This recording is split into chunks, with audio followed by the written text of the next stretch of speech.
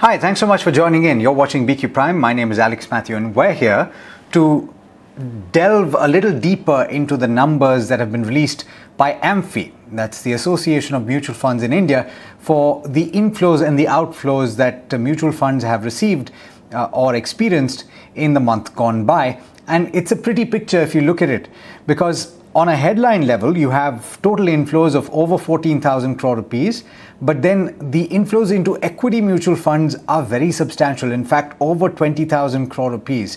To talk about some of these key details and also to tell us about the SIP flows, I've got NS Venkatesh, the Chief Executive Officer of AMFI, joining in. Mr. Venkatesh, as always, thank you so much for taking the time. What, according to you, is the big headline? One could argue that that's the inflows into equity mutual funds, but we've seen another record high for SIPs as well. Yeah, both are at all-time high, I would say, in the sense that the SIP numbers, monthly gross inflows are around 15,800 crores. That is something which we are very happy about. The SIP accounts also, if you look at it, the new accounts opened is around 35 lakh accounts which have been opened during the month. So that is also an all-time high. If you look at the equity flows, equity net flows are at around 20,000 crore, which is, I would say, in the near past, it has been one of the best numbers which we had seen.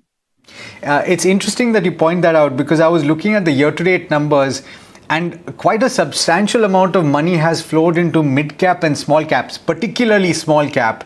If I look at the year-to-date number, including the month of August, we're talking about inflows of over 40,000 crore rupees, and a bulk of that coming into small caps. Why do you think that is? Essentially, I would say that when the correction in the markets had happened, the small caps are corrected by more than 50 to 60%. So now the retail investors are feeling that this is the correct, this gives them a value addition. So they are actually coming into the small cap funds in large numbers. Interesting. And also, I'm guessing that the distributor community and also the advisor community will be liaising with these investors to talk about the potential as well as the risk, right? Risk reward. But speaking about the debt side of the picture, there's been a substantial outflow, and this is, I think, quite unusual, because a large portion of that is coming through outflows in the liquid mutual fund scheme. And that's mid-quarter, right? So it's a little unusual, wouldn't you say? Generally, we see this in the quarter ends. I agree with you, Alex. But this time, we have seen it in August, which is a mid-quarter. We have seen this in the past also in the mid-quarter, where corporates in need of money would have withdrawn the funds. In this case, I would say that it could be, one of the reasons could be the incremental CRR which was imposed by RBI must have caused a little bit of liquidity tightness with the banks, and banks should have withdrawn their liquid fund investments.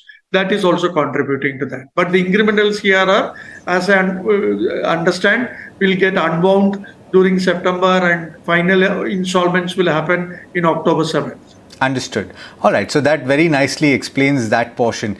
Quite a large amount of money also coming through NFOs, right? Could you break that down for us? A lot of schemes being launched in the thematic space.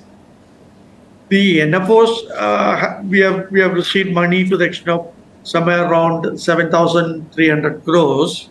The sectoral and thematic funds received around 2,500 crores. The Flexi Cap received around 1,000 crores. The Multi-Cap received around 1,300 crores. And the Dynamic Asset Allocation Balance Arbitrage Fund received around 2,200 crores. So all put together around 7,300 crores. My reading of this entire picture, and I'm going back again to the small cap, mid cap piece, is that a large amount of money is coming through lump sums. Is there any way to kind of validate that through the data that you've collected? As far as we have seen the data, it is retail only. It is not a lump sum which would have come into the small cap and mid cap. It is mainly retail investors trying to take advantage of a potential upward price movement which they see, which will have a beneficial impact on their NAV. So that's where they believe that there's still gains left because the small cap and mid caps had corrected substantially during the phase of correction. So lump sums, we don't see major lumps.